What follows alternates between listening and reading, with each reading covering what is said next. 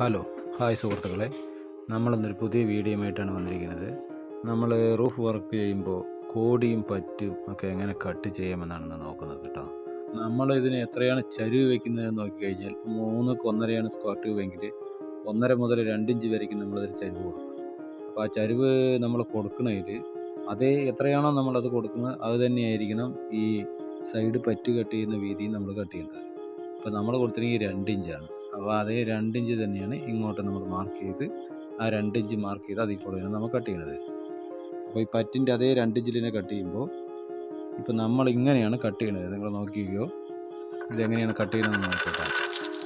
ഇങ്ങനെ കട്ട് ചെയ്യുകയാണെങ്കിൽ നമ്മൾക്ക് അടിയിൽ നിന്ന് നോക്കുമ്പോൾ ഗ്യാപ്പില്ലാതെ കറക്റ്റ് പറ്റി ചേർന്നിരിക്കും. താഴത്തും ഗ്യാപ്പ് ഉണ്ടാവില്ല, സൈഡിലും ഗ്യാപ്പ് ഉണ്ടാവില്ല. അതിങ്ങനെയാണ് നമ്മൾ കട്ട് ചെയ്യണത്. അപ്പോൾ ഈ വീഡിയോ നിങ്ങൾക്ക് ഇഷ്ടമൊക്കെയാണെങ്കിൽ, അടിപൊളിയായിട്ടുണ്ടെങ്കിൽ ഒരു ലൈക്ക് അടിക്കാൻ മറക്കല്ല കേട്ടോ.